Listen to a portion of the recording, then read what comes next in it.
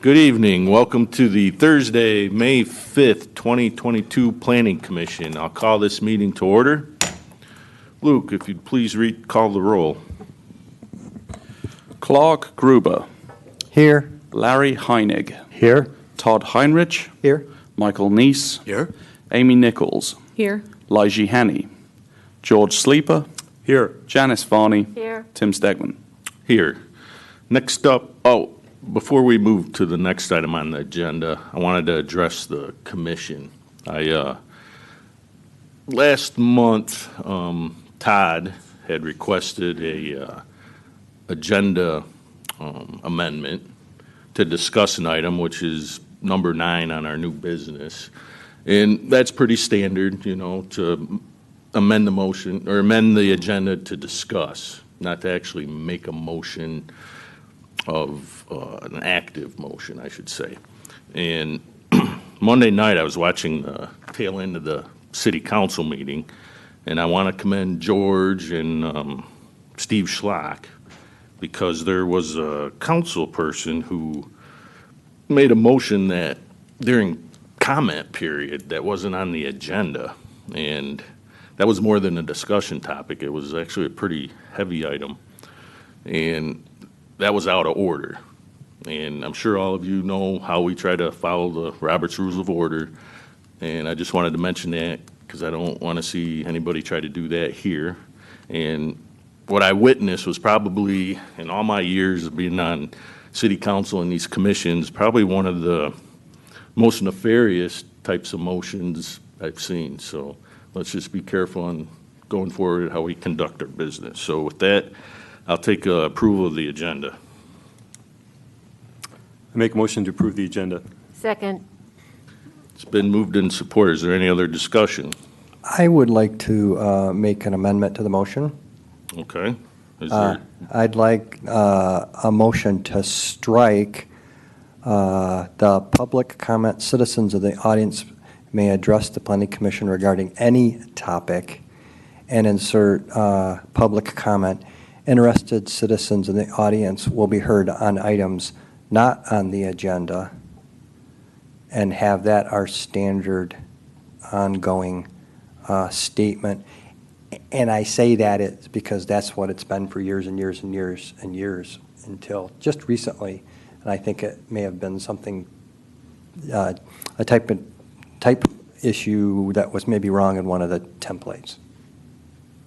is there support? Support. It's been moved and supported. Any other discussion on the amendment? All in favor of the amendment, say aye. Aye. All opposed, motion carries. Now we have the original motion to approve the agenda as amended. Is there any other discussion? Seeing none, all in favor, please say aye. Aye. All opposed, motion carries. Next up, we'll have the approval of the April 14th minutes. Mr. Chairman, I move approval of the minutes of April 14th as presented. I'll second. It's been moved and supported. Is there any discussion? Seeing none, all in favor, please say aye. Aye. All opposed, motion carries. Next up, we'll have public comment. Citizens in the audience will be heard on items not on the agenda.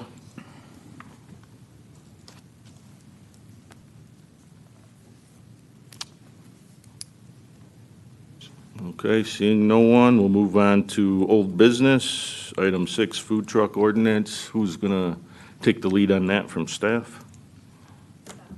Okay, Kelly. So, let me get down to the right page in the packet. Make sure you have your mic too. Sorry about that.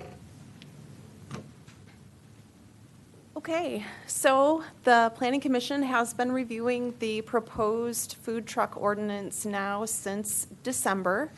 And in your packet today are the changes that we discussed at the April meeting and to both the regulatory code and the zoning ordinance. So I don't know if you'd like to take those items separately like we did last month and discuss the regulatory code first or the zoning ordinance second, or to just discuss the changes, which were fairly minor as a whole. You have any preference there? Again, I agree. I thought the changes were minor. There's very few changes. It was clean up on just 2 topics, I believe, so I'm good with considering them both. Might as well. Yeah, I agree.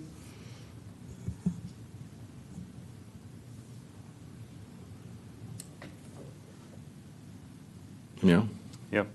Okay. Okay. Okay, so in general, the regulatory code had a change of definition, just specifically with the mobile vending unit to exclude things like ice cream trucks and other items that don't stay in one particular spot for longer than 10 minutes of time. We've added zoning districts to Section 1468 in order to track with the similar changes to the zoning ordinance.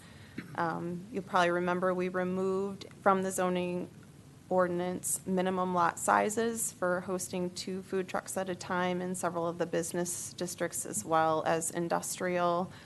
We've gotten rid of that time limit in the CBD for food trucks to be on site, removed the prohibition on temporary structures, and removed the requirement for electric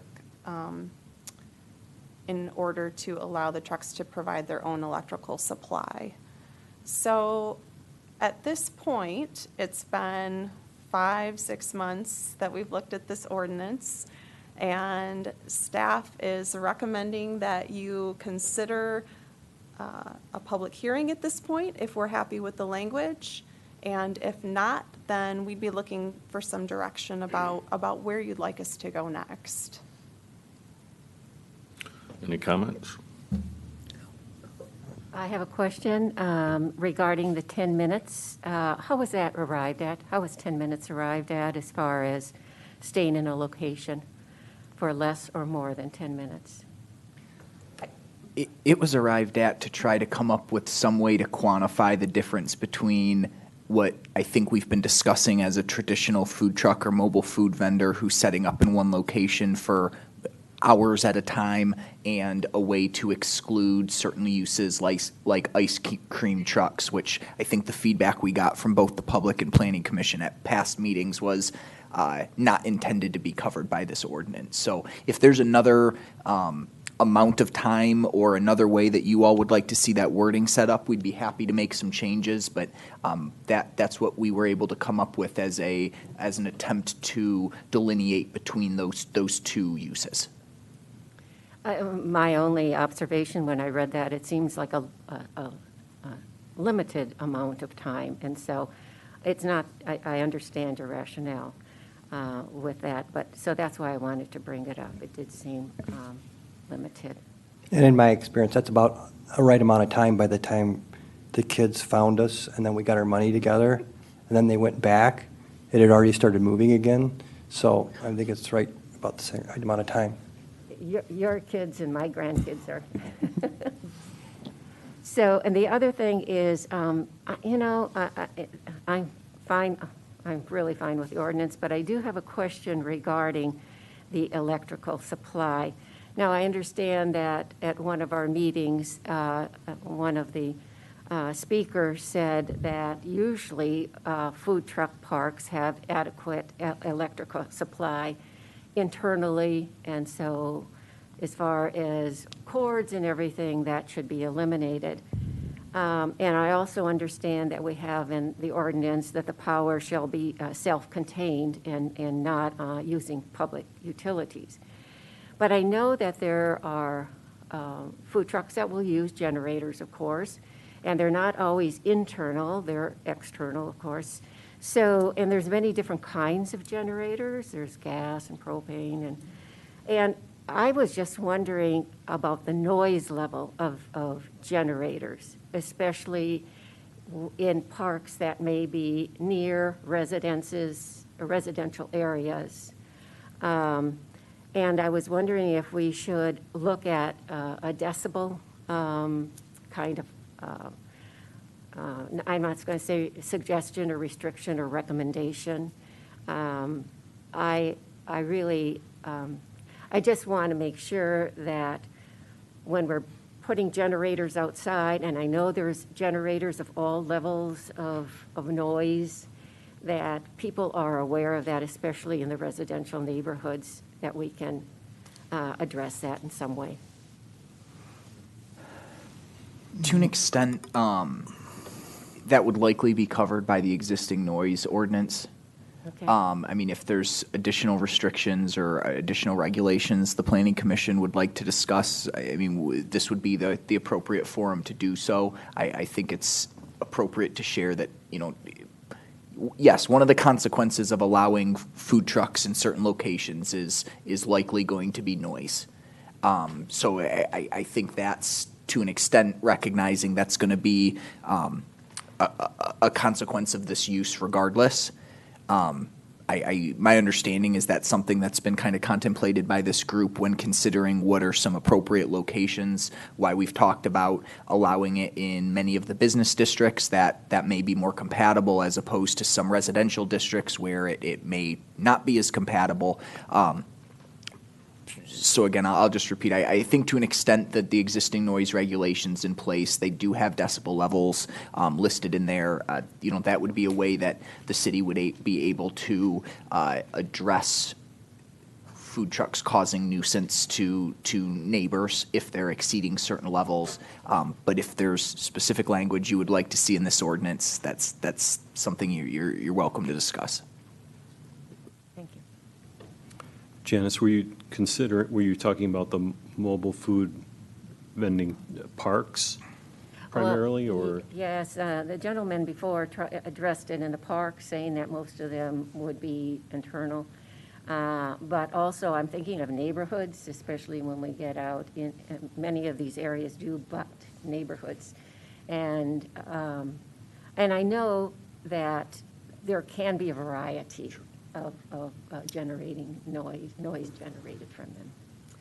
So if we think that it can be addressed this way, but I just thought it would be worth a discussion. I know there are also already buffering requirements put in place in the ordinance between business and residential districts. So I think if we're talking about, let's say, in the B2, there's a property adjacent to a neighborhood that a food truck's looking to be on, that property likely already has a level of buffering there.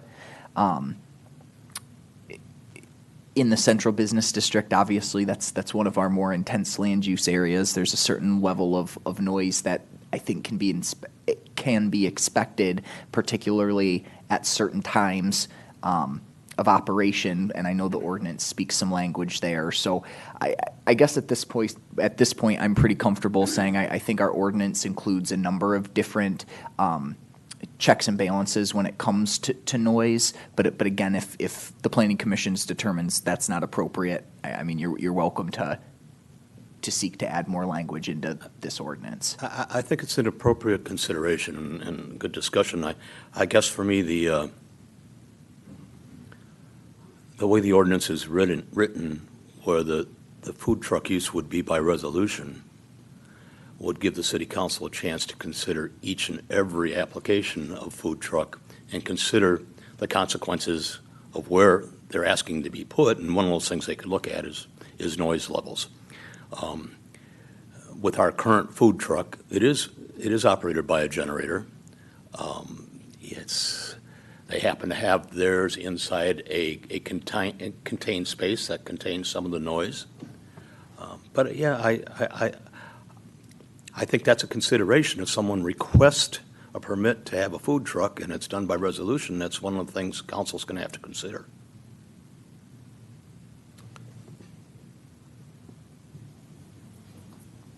So just so I understand, the resolutions, I think, were just for food trucks on public spaces, but somebody on a private lot can do one with just the permit. That's true today. Yeah, and again, I think, as Griffin said, I think that would be covered by our standing noise ordinance. I agree, yeah. Yeah, I'm pretty comfortable with letting it, letting the noise ordinance be the limiter for this and not having to slow this process down anymore by adding in a decibel level or whatever. I think it's already been covered and honestly, I guess that's one of those things we can always come back and revisit if it turns into something. I happen to have a generator for my little camper, and it is super duper quiet. It's big. I don't even know it's running when it's out there. So, I mean, there are options that are quiet. So I hate to limit this process based on the fact that somebody's got to, we've got other remedy for it, is my point. And I think one more remedy that you have, you talk about the city being able to control those, but the property owner that's allowing the food truck on his property is not going to invite you back next year if you're bothering his neighbors. Very true. I feel the noise ordinance is adequate to cover that. Anyone else? Ready? Well, just prior to that, I reviewed the master plan, and I didn't see any mention of food truck courts. And is that in there, or did I miss it? Not that we're aware of. Our understanding is the first time food truck courts were brought up or were contemplated here was in relation to the gentleman who's Okay. got a proposed project at the old Dairy Queen property. Okay. So for me, prior to, I guess the date was a June release of this, I'd actually like to hear the DDA feedback, if this would get sent to them, and would get some feedback from the DDA prior to proceeding forward, just because there's some different areas in here that are now being included that are more DDA relevant. So Yeah. that's where I'm at. I would agree. I've heard that there are mysterious concerns of some downtown folks, but they've not shown up here. So I think maybe the direct path is to send it to them for comment. I think, to me, the balance, and I'm fine with that, Mr. Chairman. I understand what you're saying, and it's probably good feedback. I think we have to understand that by doing so, the consequence is going to be likely there'll be no food park this year, or food truck park this year. For him to be able to put that together and get it ready, I think he mentioned to us, he's already running a very tight schedule to do so. Not necessarily. When is the next DDA meeting? The DDA met yesterday, so it's going to be Okay. a month from yesterday. All right. And we're looking at putting together a June 2nd potentially public hearing. I'm sure we could hear from then, and if not, like you had mentioned, there's got to be DDA individuals that are aware of what's happening. It's been going on long enough and talking about it. I guess if there was a big concern, they would have brought it forward, but this would at least put this on their radar and allow us some time to get some feedback. And we, could then, during the public hearing even, Well, I'd like make to changes. have them, the capability to review it Okay. in a public meeting rather than individually, because that would hold a little more weight on a consensus review. so we want to, so you want the DDA to do it in their public meeting? Yeah. Okay. Could we schedule the public hearing and take their testimony at the same meeting? That was my assumption, because that question came across my mind as I was reading this too, and I just assumed that if they had any questions, that they would have been attending these meetings and giving us their feedback at that time.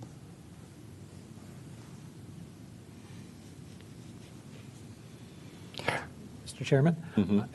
Do you know again, I've heard from several sources that downtown business restaurants are concerned, but when you ask specifics, do you know if the city's received any communication? Well, I think part of the problem's been that this has been a evolving document, and if this is the final document, now comments can really be taken. Prior to that, everybody's like, why am I going to waste the time to review something that could be changed at the next planning commission meeting? Okay.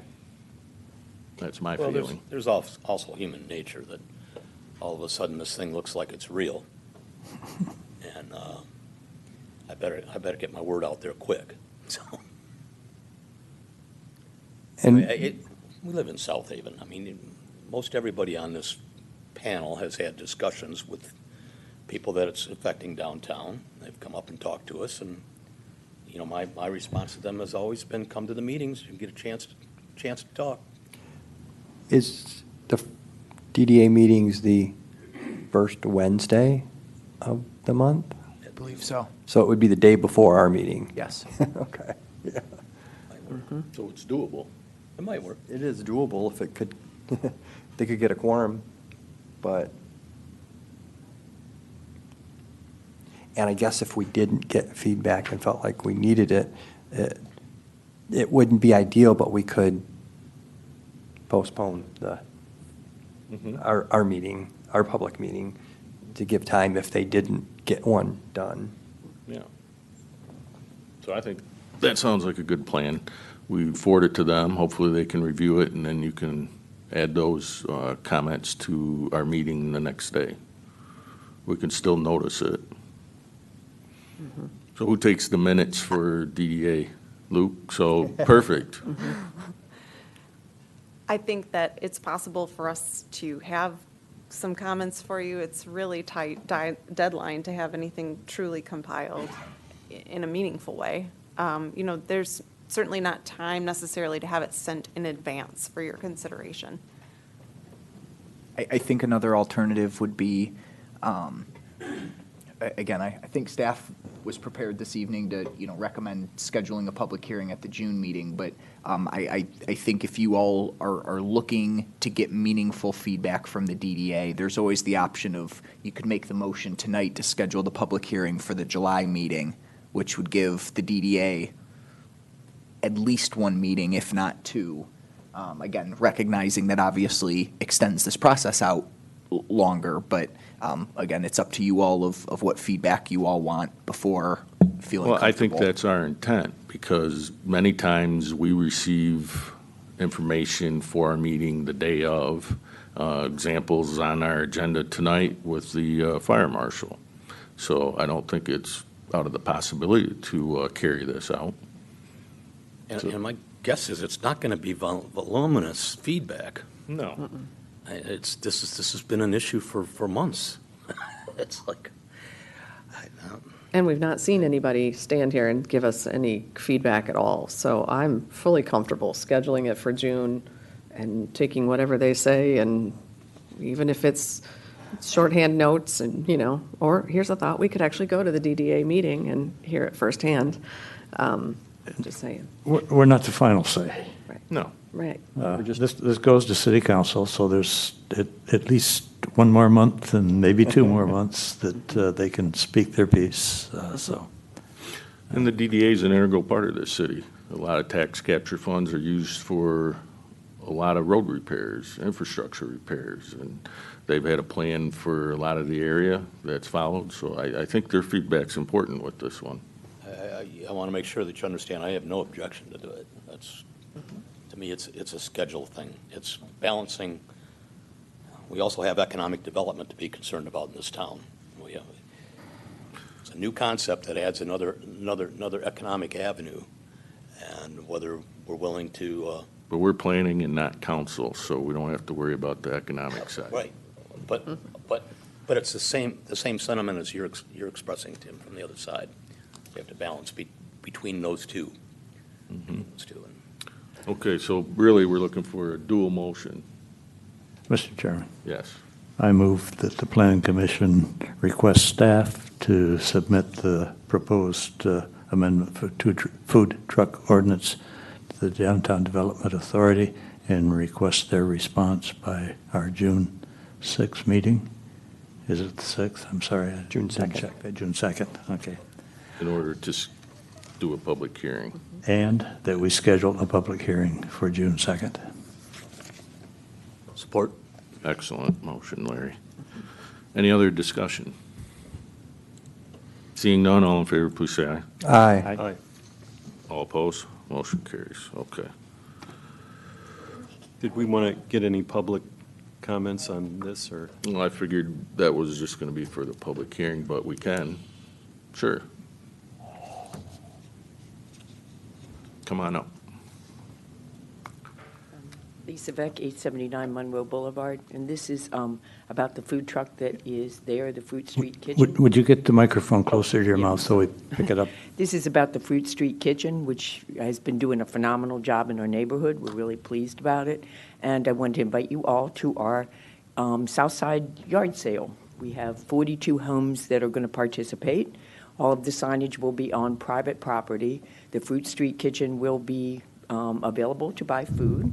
So I just wanted to invite you all. It's next weekend, the 13th and 14th, Friday and Saturday, from 9 to 5.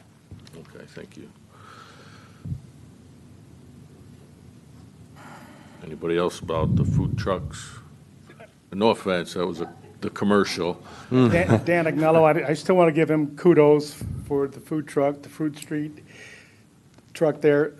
There's cars there all the time, all weekend. And I just had dinner there, and you see people walking back and forth with their strollers and their takeout dinners. And I told Monica and Rico tonight, I said, you're going to need help when that park gets, booming. And she said, yeah, her kids are already being trained to work there so they can get a break. So, but I did have one comment on the ordinance. I don't think you should restrict it to just having generators. I know it's going to be an individual case, but Monica and Rico have 2 cords plugging into, Aaron and Dorothy's buildings there. So I think on a case-by-case basis, there are instances where, you're not going to use that much electricity. And if you do, you say to the owner, okay, I'll pay you for whatever usage I have for that time that I have my food truck there. And I don't think you should just limit it to generators. Like you said, some generators are quiet, some of the older ones, when the guys are doing construction, you can hear them for 3 blocks away. They're noisier than their nail guns. So anyway, that's my comment. Thank you very much. Okay, thank you, Dan.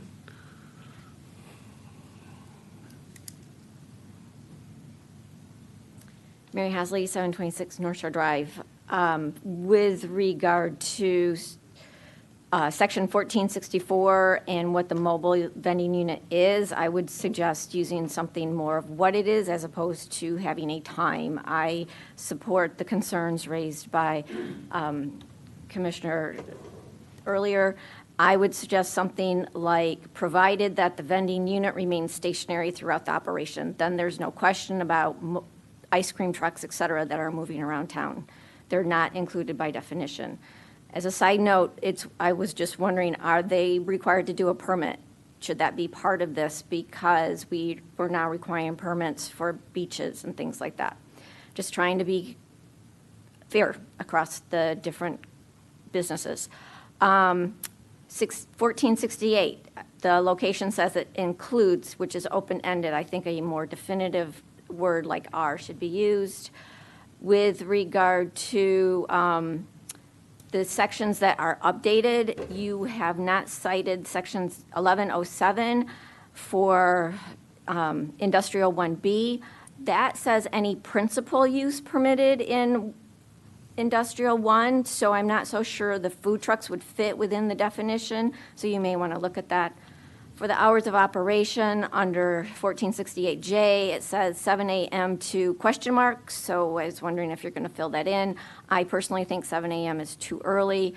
I would like that considered. Fruit Street Kitchen is, I think, 11 to 7, 11 a.m. to 7 p.m. I think that's much more appropriate. I do note that in residential, it's 9 a.m. to 8 p.m. with no longer than 5 hours operational. So I think that some definition is required. For the maps for use in residential, I would request that you include the setback so you know exactly how, the setback line, so it's clear that it's the required setback. Mm-hmm. For setbacks, it seems like the amount may not be warranted for the different areas. So in some areas, like with the Dairy Queen, it's adjoining a government business that has a huge lawn, and I don't see the need for a 5-foot setback. And I don't understand a 15-foot setback in industrial. It seems like a 5-foot setback would be more appropriate. For the definition, and also I think this gets down to the DDA. So are we going to allow it during the farmers market? They're open Saturday mornings and Wednesday night and things like that. Under vending park 1510.37, it says proposed public facility or utility, and I think that should be mobile vending park. Don't worry, I'll turn in my notes, Luke. Buffering, I think that you're actually requiring more for the food trucks than you required for PUDs, which I find offensive. I don't think a buffering is necessarily needed, especially with the example I just gave, the Dairy Queen. If that becomes a park, I don't think a buffer is required because there's not anything I think it would interfere with. Again, I think you meant to say 7 to 10 p.m. The 10 was missing. I do believe that that is too long. Depending on where it's located, it could interfere regardless of the buffer with adjacent property. I suggest qualifying that the time be between those times. If you must leave times there, but allow neighbors to petition to request different times. For the food truck, because that's a completely new use in this area, I would suggest some type of review. I think just before the city council for a resolution may not be sufficient. The review can be waived if there's enough adjacent neighbors supporting the park. And then just a simple hearing would be needed if that's required. I think the goal is to have everybody talking with each other, to have open communication, transparency, and make sure unintended consequences do not happen. I'm just very concerned that that is what's going to happen, that we're going to have impact on neighbors that's not meant in trying to help increase financial opportunities for local people. And in trying to prevent impacts, I think there's some things that are too restrictive. So this is not Grand Rapids. We don't have a lot of locations for opportunities, especially for the food truck. I think it would be beneficial if we identified areas where it could even conceivably occur within South Haven. The Dairy Queen has been identified. That seems like a good place. I certainly hope and wish success on those who are there, but I also hope that there's sensitivity for impact with unintended consequences. Thank you. Okay, thank you. There were some other typos. Yes.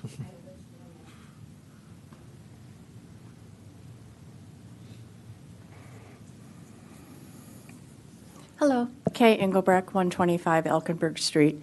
I would also like to say that Fruit Street Kitchen has been wonderful. It's a great addition to our ward, and I see people there all the time, and I eat there all the time, and you can tell.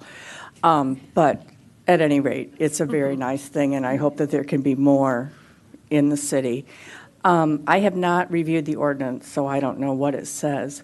Would it be possible for, say, a church to allow food trucks in their church parking lots during certain days, if that's something they wanted to do with the way the ordinance is written? Is that your only question? Uh-huh. Okay. We did discuss that last time around. Oh, I apologize. That's okay. Griffin, would you like to answer that? The answer is yes. Oh, cool. Institutional uses in residential property, including churches, would be allowed there would be a way for them to be allowed within the existing ordinance. Okay, well, that's Or, wonderful. excuse me, the proposed ordinance. Thank you. The other thing, just to clarify or maybe clarify what Mary said about Fruit Street. Right now, they are closing at 7, but my understanding is that as summer gets closer, that their hours may be later than 7. So, okay, thank you. Their hours were specifically defined by the resolution approved by City Council. Yes. A very quick question. Nancy Nat, 125 Elkenberg. The Dairy Queen parking lot, I was parked and walking over for the meeting. There is that watchdog in that fenced-in area. Do you know what I'm talking about? Where the auto parts store is? And I'm just wondering if that may turn out to be a problem if there's a bunch of food trucks parked in that parking lot with that dog at the fence. I don't know. barking at We'll everybody. have to discuss that next time if that's part of the ordinance we're trying to do here. Yeah. Or maybe that's better suited for city council on that one. Well, I mean, I just thought it was something maybe they should be considering because there's Just going to be like site children. plan. going up to that fence line. Site plan, yeah, Okay. okay. So just to address some of the typos in that, I had talked with staff earlier today. We know there's some in there, and they were going to address those prior to the next release. And the one was the time. And I think we had already answered that last month. So that was just missing, right? Okay. All right, let's move on to new business unless there was anything else. And there's not. So new business, item 7, new Everett Park Phase 2 PUD amendment. Public hearing and site plan review. Now, I think the plan's not complete, is that correct? That's correct. Staff has been working with Matt O'Connor, who is here tonight.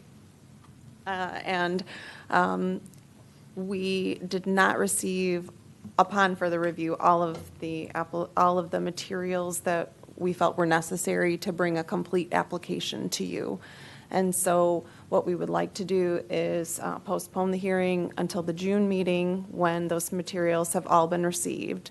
But in the meantime, Mr. O'Connor would like to make a brief presentation about his proposed amendment to Phase 2 of the PUD at Everett Park. Okay, let's take this in 2 parts. First one would be a motion to postpone. And then if you'd like to have Matt give his review he was thinking of doing, we'll just continue on with that. Okay.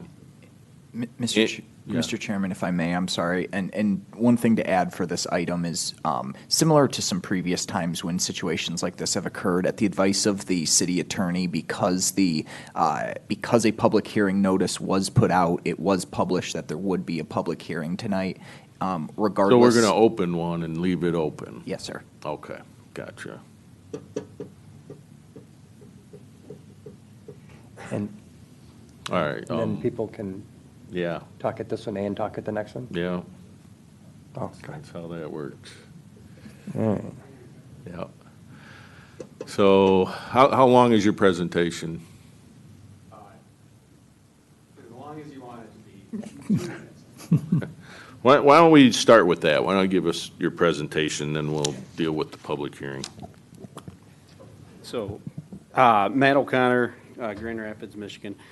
So I sent you, I don't know if you guys reviewed the letter I sent in the packet, but, you know, we've been in communication with Griffin and Brad and Kelly and Mike Dopp, and so we just thought it'd be appropriate to providing I don't know if Kelly can pull that site plan up, but just we want to provide a cohesive, comprehensive package to y'all.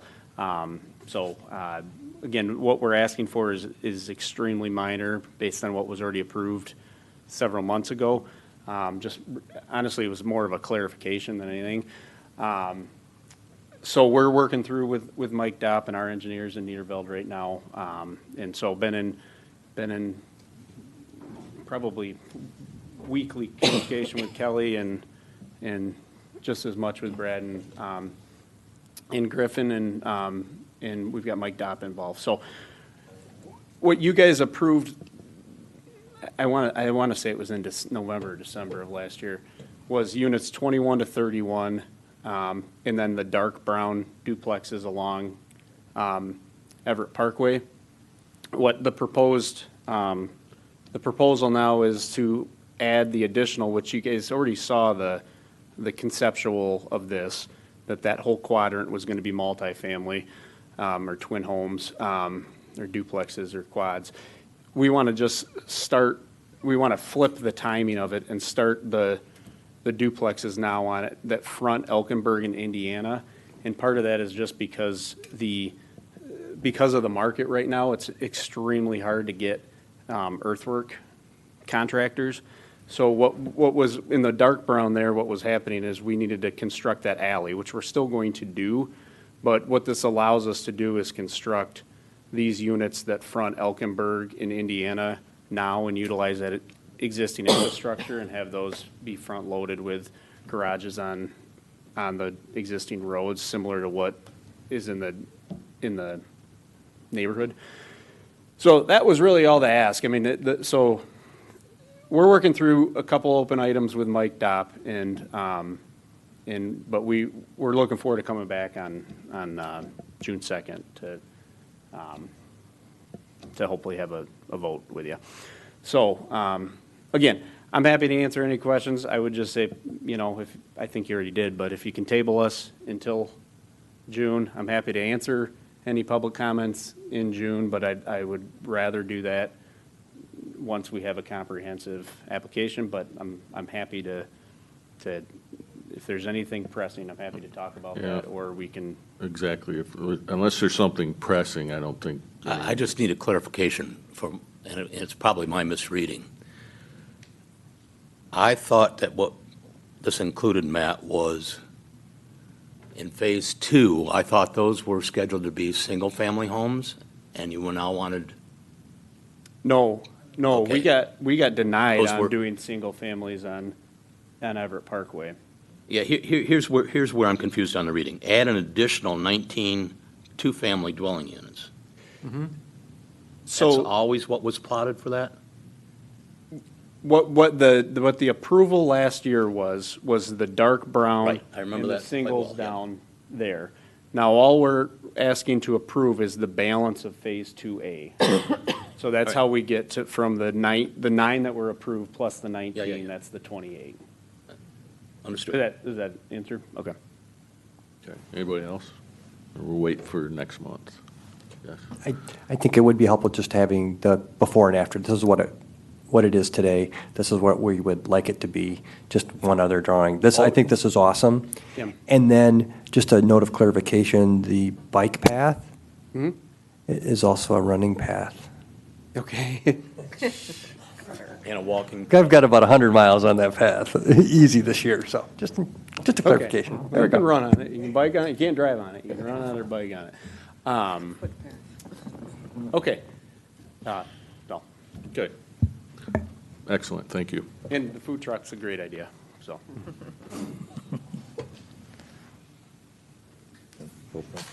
Yes, sir. Mr. Chairman, I move that we open the public hearing for Everett Park Phase 2 PUD amendment. I'll second. It's been moved and supported to open a public hearing. Any other discussion? Seeing none, all in favor, please say aye. Aye. All opposed, motion carries. Is there anybody in the audience like to speak on this item? As a reminder, state your name and you'll have address and you'll have 5 minutes. Nancy Nat, 125 Elkenberg. I'm here tonight to talk about Trailside and the lack of noncompliance with the due diligence. Griffin and I have been going back and forth a little bit this week in regards to the documentation that Matt provided regarding the due diligence that was supposedly being done there. And glad to say that one of the toxic piles of dirt has been removed from the Indiana site. However, there are still issues with other areas on that property. And the first one that just went in is on St. Joe, the corner of St. Joe and Elkenberg. And it is a construction site where there is no construction going on at the present time, with fencing that has been compromised so that it's no longer up. You can see where the barrier, well, you can't see very well, so I don't have a PowerPoint presentation, but there's a barrier with 2 feet of topsoil, which was the required recommendation from Eagle. That's, you can see, but the soil below that is the soil that contains the arsenic and lead. And that is being exposed right now to the public. And with the rain, we've got a puddle of arsenic and lead sitting on that site with access to it very easy because the fencing has been torn down. So that's one issue. The other issue is that they're supposed to have fencing for security. And on Able Street, I think it's called, the fence is gaping open, It's a single chain held by a lock, so with no signage on it that says no trespassing. So that is not up to the Due Care plan either, and there is also a pile of dirt back there that is uncovered. So my point in bringing this up is that we need to figure out a way to make sure that these developers follow the Due Care plan. And then my second question, or not, that was a comment, this is a question to the Planning Commission, is that since this is an amended PUD that will be coming up once he gets his act together, the unanimous vote made last spring to make the environmental impact statement mandatory, will that be applied to this development since it's being amended now? And will Planning Commission ask that they provide an environmental impact statement before they can start this? I don't believe so. Would that be correct? That would be correct. And if the Planning Commission would like, I think I can provide a little bit of light on some of the environmental issues if there's a time that's appropriate. Okay, thank you.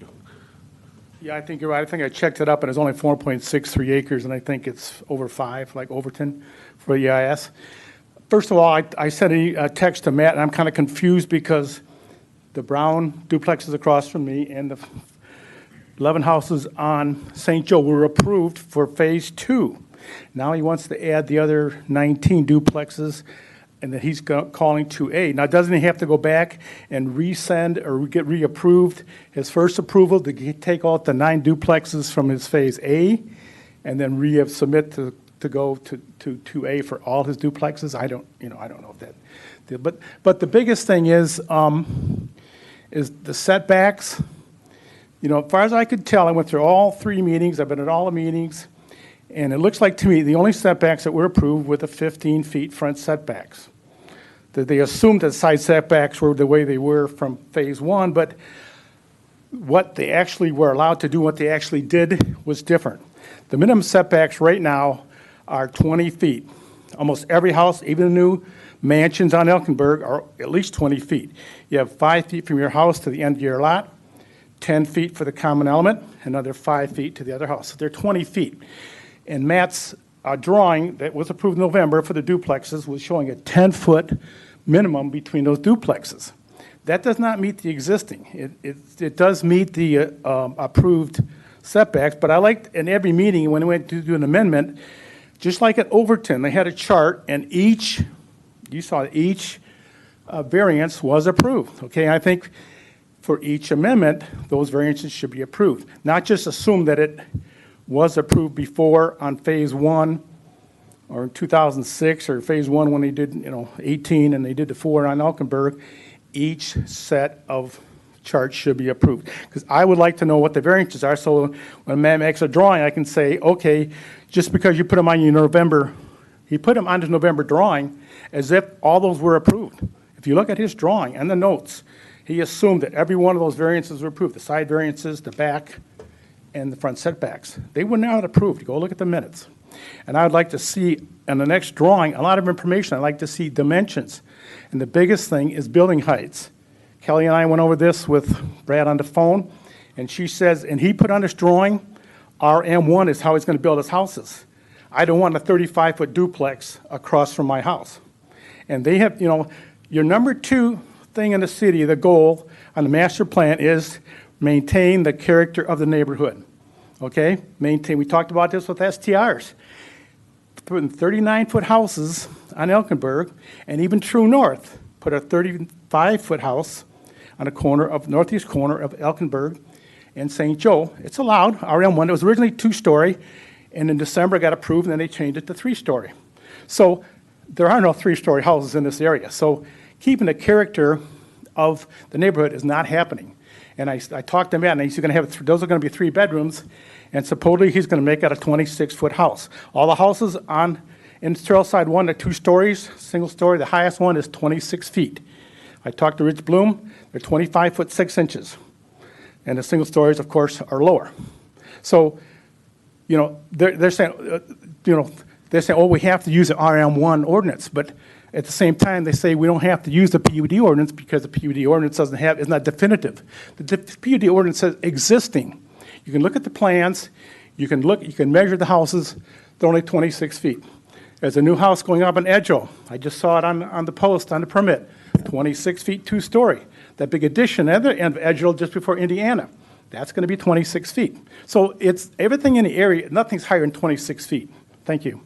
And so, you know, I don't want to see a 3-story house going in there. In fact, Tim, who's one of the other third builders with Dane Davis and Matt, when you guys asked him to put in duplexes at the meeting, he was staying out in the field, and I went to talk to him and Dane. He goes, how do you feel about me moving that little berm? There's a little berm there I talked about before that collects all the water on phase 2, brings it to that little area there, which picks up the crock, which goes down cable and goes into our storm drain, okay?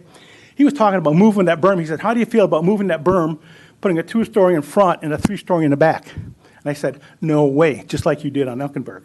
And then he said, how about putting quads in? I said, no quads. So these builders, developers will do what they can to try to get away with what they can. And I would like to see that you go with the existing. The PUD ordinance says per the existing, per what's there now, okay? He wrote the letter to Brad, and then he turned around and he made 39-foot houses, okay? I mean, you got a man's word, you got an ordinance, and it should be applied, okay? Thank you. Thank you, Kelly.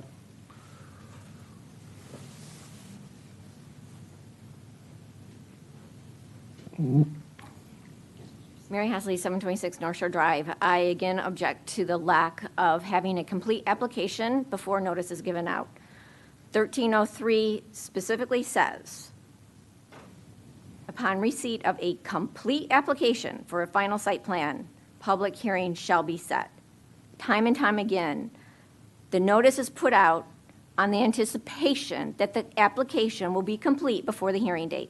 That is a violation of our ordinance and why reviews are incomplete and deficient.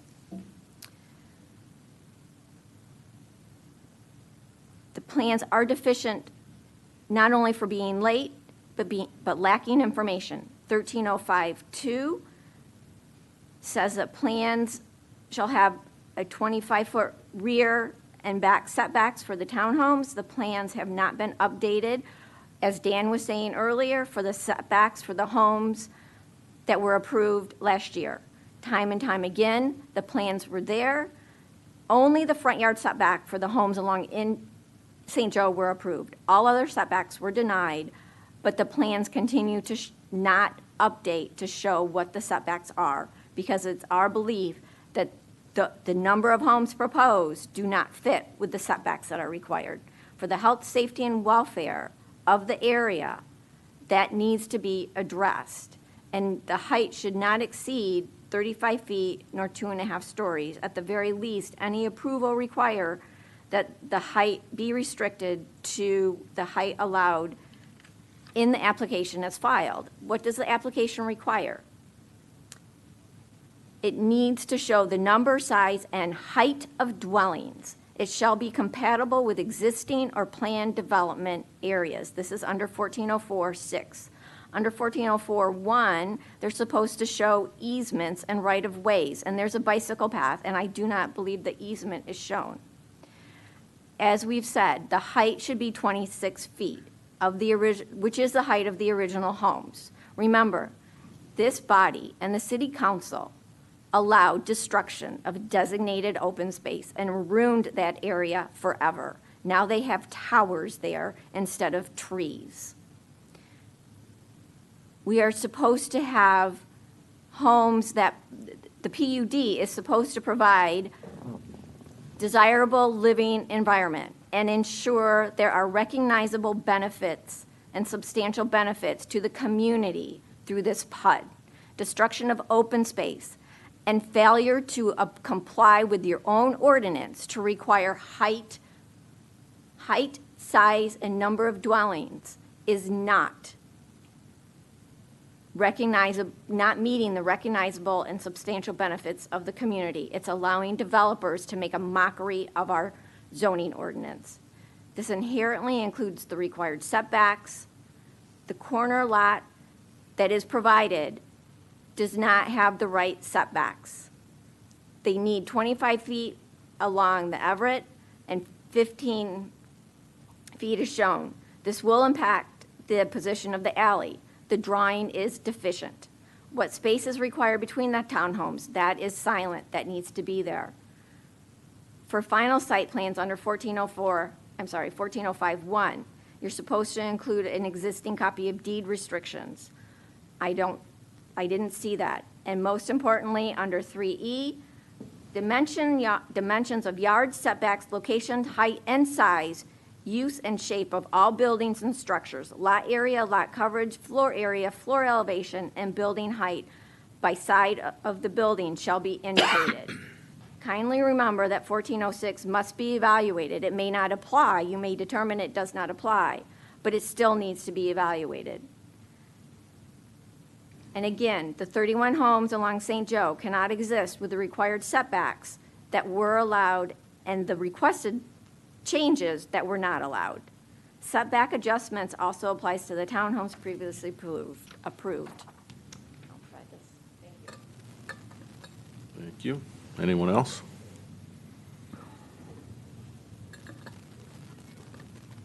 Lisa Beck, 879 Monroe Boulevard. I share Nancy's concern about the environmental with the developers and what is not being taken care of, in my opinion. I have a small dog, and I walk it every day down that way because that's how I get to the fruit kitchen and how I get to where I walk the dog. And it's the only way to go. And there is mud and sludge and everything that is all over the sidewalk, and it's on both sides, and so there's no way around it. I've trained my dog, as some people may have seen, to never go in the road, so we can't go in the road. There's no other way around it. Small dog getting it all over its paws. You know how dogs are. They lick them, you know. It's very dangerous. And I also think to last summer when there was in that, right on the corner of Trailside there were 15 or 16 small kids selling lemonade, and they were all playing right around there. And it's going to be the same thing in the summer this time.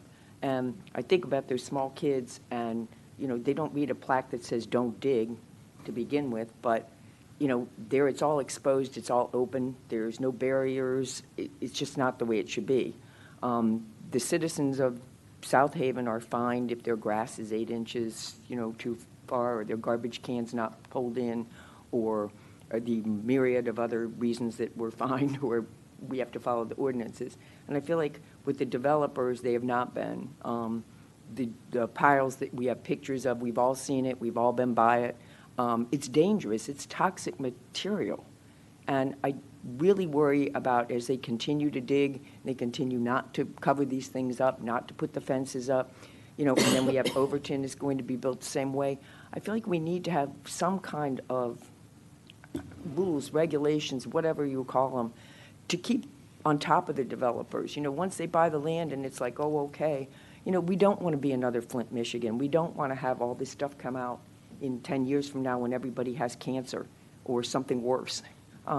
So I think we really need to give some thought to how are we going to stay on top of this and be sure that they follow what they're supposed to do and do the right thing. Thank you. Okay, thank you. All right, anyone else? Okay. So we'll leave the public hearing open. Accept comments between now, the next meeting, and we'll accept in-person comments again at the next meeting. Anything else we need to address at this time? I suppose probably for me, we've been hearing environmental. That is an active brownfield site, correct? And they've submitted a plan, and maybe, I don't need to know anything right now, but maybe next month we can have a little more of a comprehensive description from the developer on how that's being done and who's doing the work. And I forget what class of landfill any of that soil has to go to, but I know that can sometimes be a problem. As an example, I can use when we do the river dredging, the spoils have to dry out, and then they have to get shipped, and sometimes there's a backlog of being able to take it to the appropriate landfills, so. We can ask Mr. O'Connor. He works with a professional environmental consultant by the name of Jim Dixon, who the city is in communication with regularly. We can request that Mr. O'Connor bring his environmental consultant next week, or excuse me, next month. I think that would be very timely. Okay, anything else? No? All right. Let's move on to item 8, Revere 235 Veterans Boulevard, proposed building addition, site plan review. Staff want to introduce this one, then we can have the applicant come forward. Sure. Brad Coderba helped with the staff report for this site. Revere is planning a 22,500 square foot addition to their location at Veterans Boulevard and Dewey Court.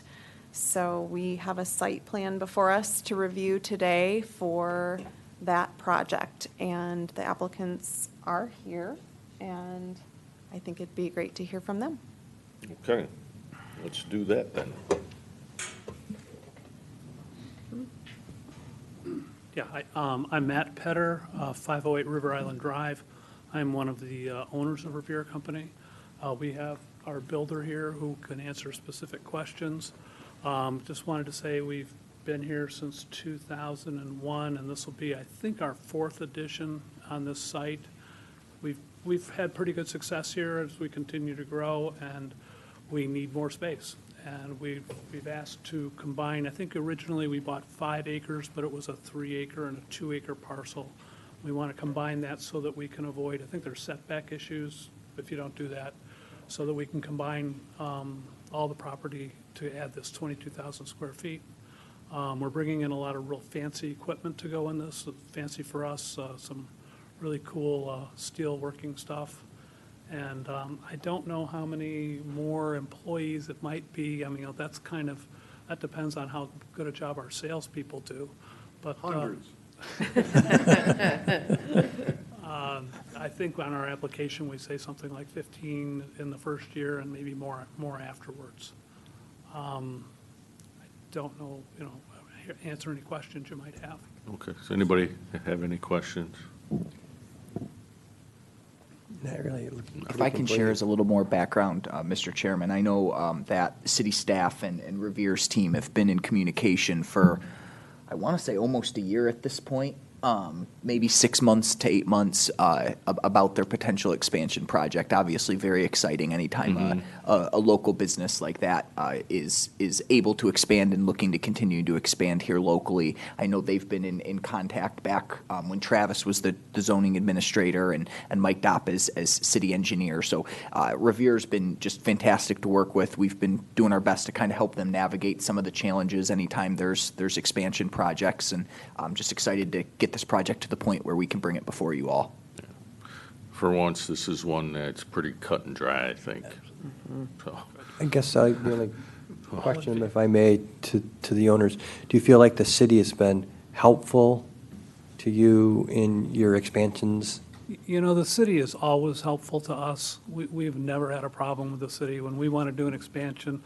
I mean, they have to explain the rules to us. I mean, I think that some of the retention pond rules are excessive, but that's not the city. That's, I think, the state, or could be the feds, how much water you have to collect on your property. I'm just surprised Facebook says we only help tourists, so it's interesting to hear an actual business say that we're helpful.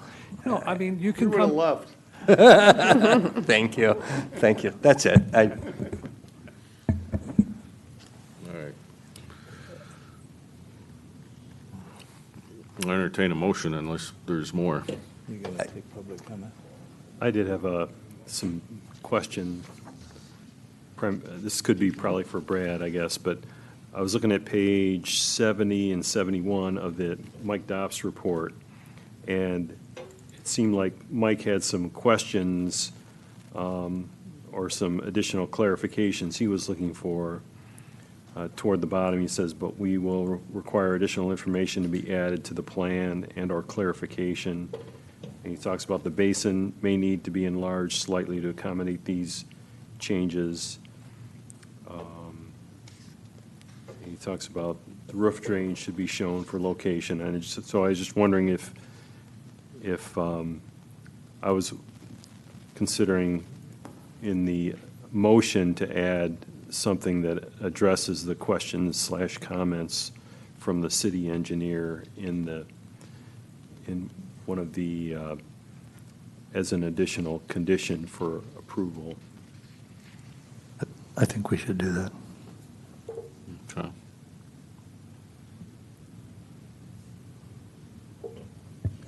Put that as number 8. Says 8 on my sheet. 1, 2, 3. Wait, we don't have 2 1s. Are you going to take public comment? Yeah. We don't have to do a public hearing No. type situation, though. So is there any public comment about this project? If so, come up to the podium right now. Okay, seeing none, now we can move on.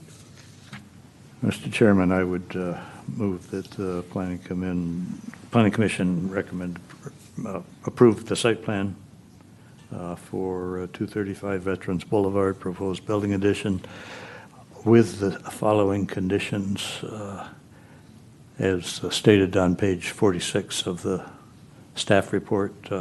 Item number 1, I would reword to read, address site plan drawing requirements that were overlooked by the applicant as enumerated in the staff report. Conditions 2 through 7 as printed. Condition 8, address concerns expressed in the city engineer's letter of May 5th, 2022. Second. Okay, it's been moved and supported. Any further discussion?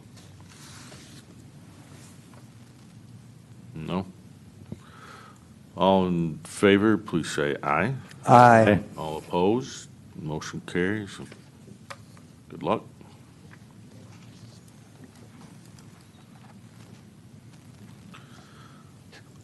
All right, 9, review of bylaws. Kelly, would you like to just do a brief recap of last month?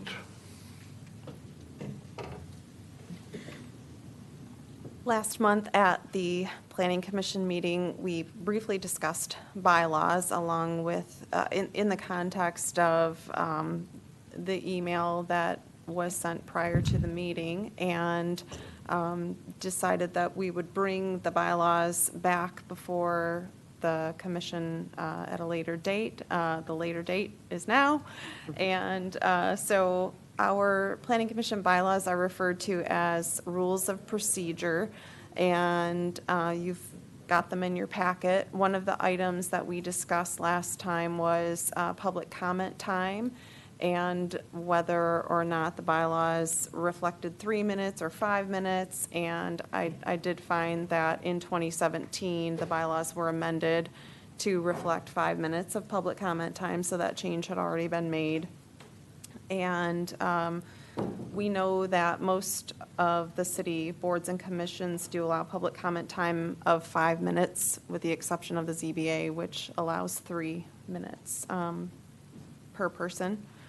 I sent, again, a link to the MSU extension bylaws with a couple of items just for consideration if we're going to go down the road of amending bylaws. I thought that the Planning Commission might find it useful to take a look at meeting attendance requirements, perhaps training, and then again, the specific items regarding ex parte contact and free and open debate that we discussed at the meeting last month. Again, the bylaws do not have to be amended. We're simply bringing them forward for your review and consideration and looking for next steps going forward. Okay, thank you. Very good description. was there something you wanted to add, Griffin? Just one quick statement, if I can. I think Kelly did a great job hitting on it. You know, our intent this evening is not necessarily to bring this to you all saying that the bylaws need to be changed in any kind of dramatic fashion. It's more to support any conversation and continuance of what was started last week, as well as at that time, and in some of the conversations that we've had with individuals on the Planning Commission since then. There's several of you who it sounds like hadn't had a chance to look at the bylaws or hadn't had a chance to look at them recently. So it's another good practice where it's never a bad idea to put them in front of you and give everyone an extra chance to look at them. Okay. Commissioner comments? I thought the packet was well prepared. The only thing that jumped out at me, and I did have some conversations with Kelly about it as well, is how we conformed with the rest of the commissions and the council. Did our bylaws match up? And there's one thing I'd like us to consider as a workflow issue on how we establish our agenda and run our meetings. And that is, I would like to have the public comments on issues not on the agenda move to the end of our meeting, as the city council does. And here's why. There's two reasons why. First of all, it's good business practice to take on the agenda items that we've prepared for before we introduce any other thought patterns. Let's get our business done. It still allows plenty of time at the end of the meeting for public comment. The 5 minutes is just fine with me. And there may be emergent issues that come out of that will become agenda items in the next meeting. The second thing is just plain courtesy to the people that we call before our commission. Tonight was pretty easy. But I suspect, as I guess you all suspect, it's going to be a busy summer. Mm-hmm. We're not unfamiliar with late meetings, and I just think it's a courtesy to those we call before the commission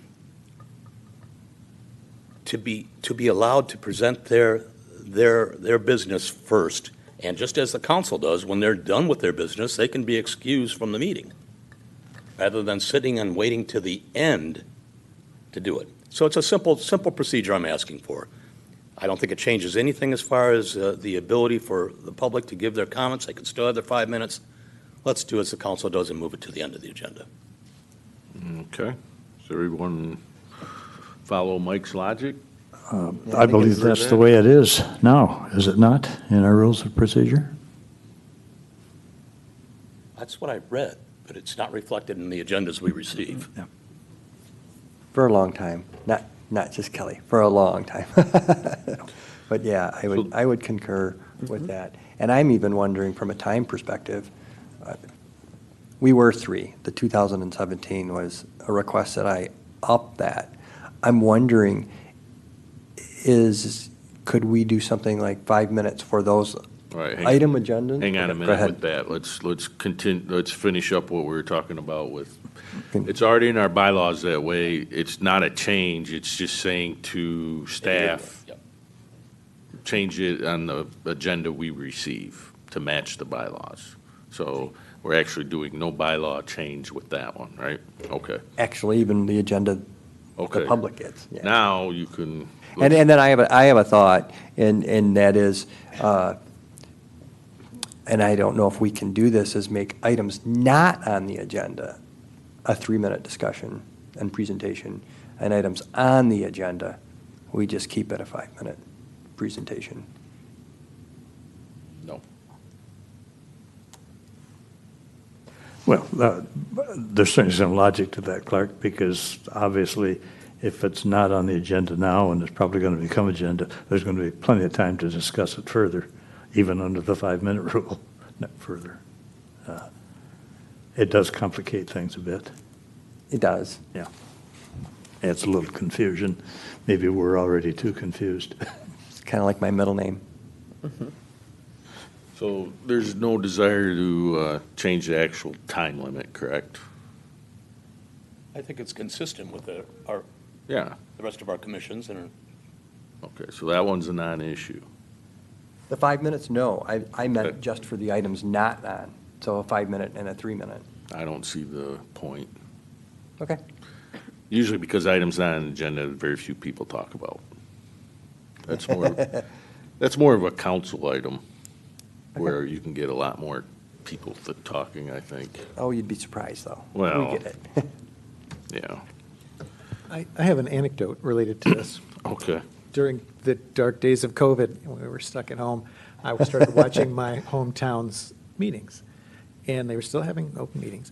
But the folks like me and many of you are only 3 or 5 minutes away from the meeting. They'd watch the whole meeting, see that the agenda items were coming up, were finishing up, and they'd walk or take their bike or their car 5 minutes away and come in and do a public comment, so they didn't have to sit there for 2 hours Mhm. to make a public comment.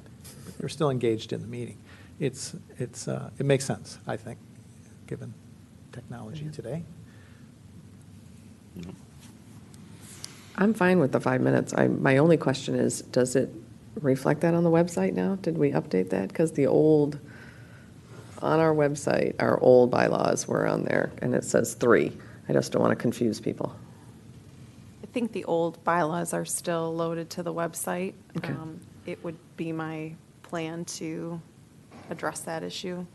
I can make the change immediately regardless of whether or not anything changes again. Cross it out, put a 5 in, that's fine. And it will.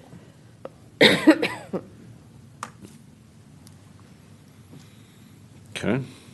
Well, what else do we want to talk about regarding our bylaws?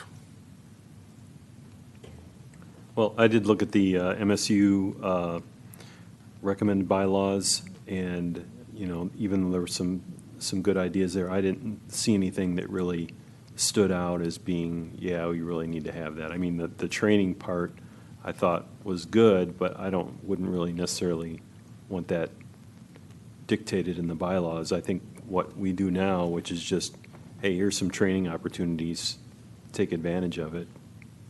And so I'm good with that. I don't think we need to mandate certain amount of training.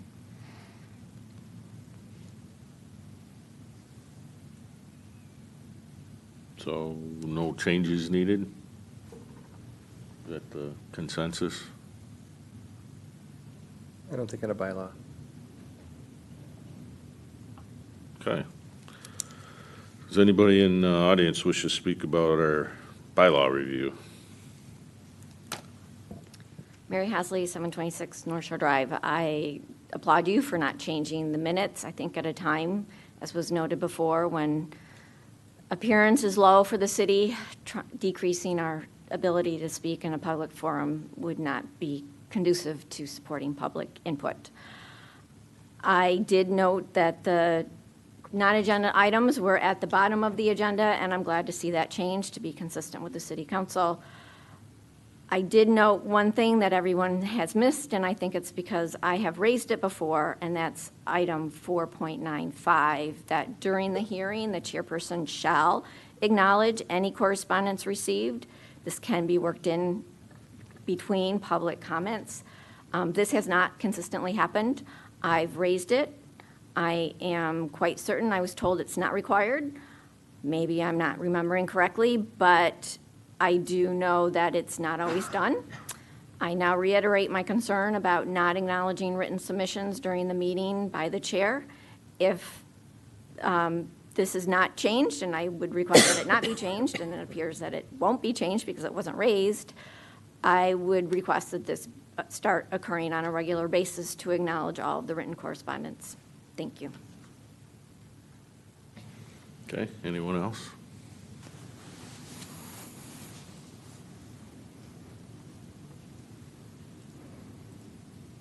Well, that brings us up to item 10, commission member and staff comments and training reports out. So, Kelly? Speaking of training, I did email a couple of training opportunities to you all recently, and if you have a second chance to look over your email and let us know if any of those are appealing to you, feel free to do that. And I know we've got a training budget, and we'd be able to get you registered. That's it from Are me. there any particular ones you'd recommend at this time?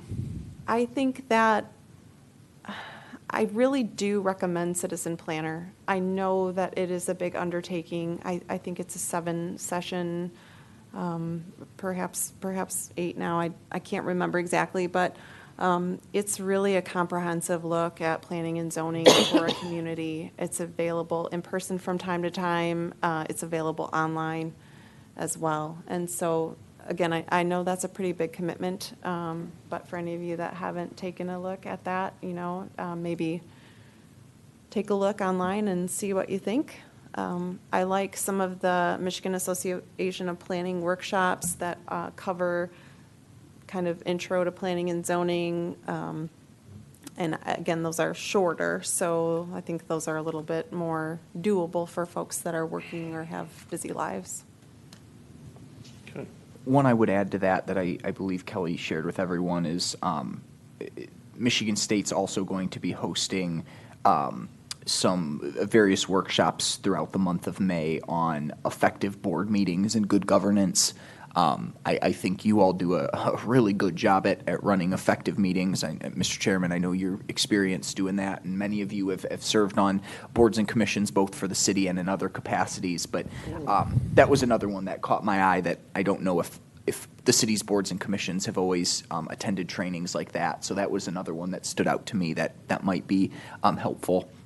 The only other thing I would add in terms of comments at the end is just another big thank you to Kelly, Brad, and Luke. They all work incredibly hard every day, putting materials together for you all and working with various applicants on a number of projects. So just, again, they deserve some credit and deserve a shout out. So really couldn't do what we do without them. So thank you all for your help. Appreciate the efficient meeting. Well, where do we start this week? Other end? Oh, well, she's drinking water. I'm good, if you want me to go. Okay. Okay. Yes, look at this efficient meeting. It's just really nice. It's not 10 o'clock and dark out when we're leaving. So just a couple of comments. Thank you, staff, for everything. Kelly, that was a lovely phone call today. I hope you take some of my advice.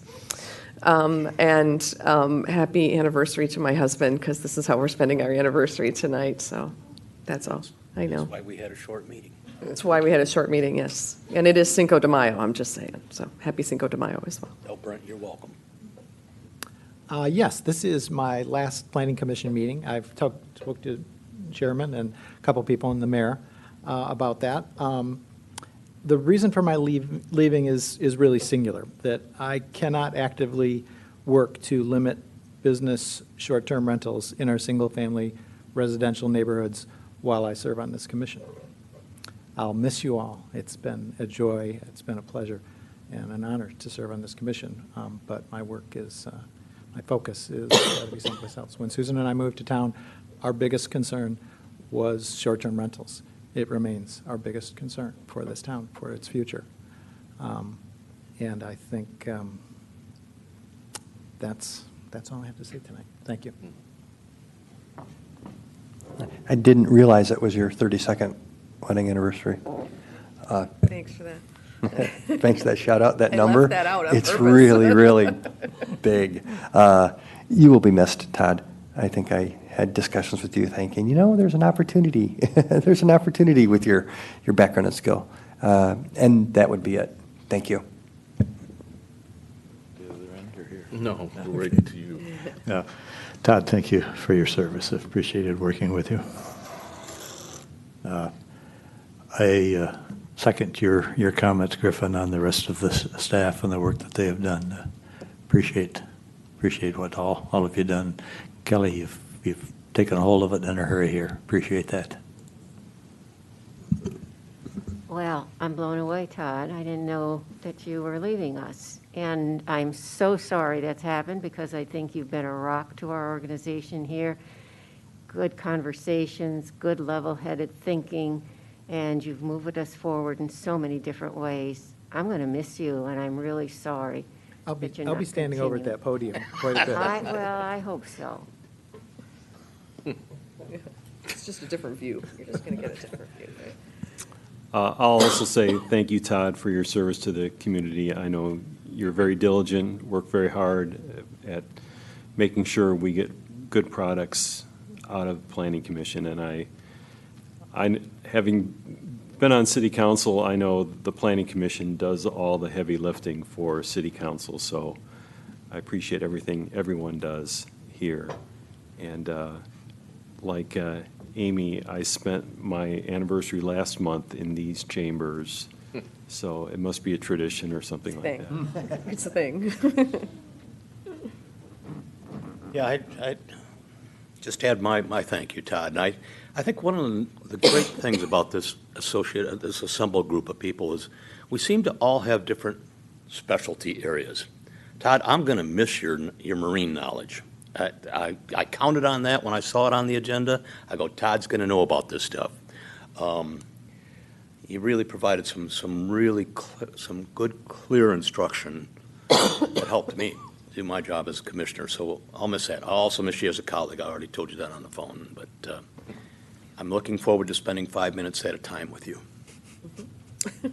at the end of the agenda. It's very late in the evening. Amy, I am going to check it will be our 33rd anniversary. Oh. And I am going to check to make sure it doesn't fall on a Thursday, so. But I'm going to move the meeting date, not the anniversary date. She may prefer that, but anyways, happy anniversary, and I'm glad you let Brett win in Wordle. Yeah, thank you, because it's too bad we're getting out early. I could have, Just enjoy won it. that bet. That won't happen very often coming up. So Todd, how long have you been on this commission now? I don't think quite 2 years, I'm not sure. Yeah, we were just getting you trained, I know, I felt that. and now we got to start over. All right, well, sorry to hear you're stepping down. And just remember, I have this. Thank you. Okay. When you're on the other side. Get a timer. Yeah. All right, I think, what do we have coming up? Any idea? Yeah, it's all written on my whiteboard in my office. Okay. Well, Do I know off the top of my head? Well, can you give us some highlights? Yeah, I believe we have a project along one of the waterways, because we've got a site plan going before Harbor Commission, so that'll be coming before City Council, expected to be coming to City Council soon. Harbor Commission's also been discussing shoring up some of the language in the Harbor Lines ordinance. They're going to be having a public meeting, or excuse me, a public hearing next week. If they decide to move that forward, that would be coming to the Planning Commission at some time soon. We've got Mr. O'Connor's Trailside development coming soon. And I know I'm missing at least one more. Last City Council talked about the ordinance for permanent fire pits. Correct. Yep. And then, but there are a couple other things coming down the pipeline too. So as mentioned, I think the group will continue to stay busy, and I'll just say it on behalf of staff again, we always really appreciate the hard work of everyone. I know this is never a boring group and never a boring meetings, and we got a lot of good work coming down. Could you elaborate on that one a little bit, George, from the other night? Well, there's been some correspondence that has been received by staff regarding the recently enacted ordinance regarding permanent fireplaces, permanent stoves, and what the other permanent fire items. And there's a concern that the current ordinance may be overly restrictive and may need to be looked at again. So I don't know, did I capture that adequately for now? Okay. Are we talking fuel sources again, or setbacks, or?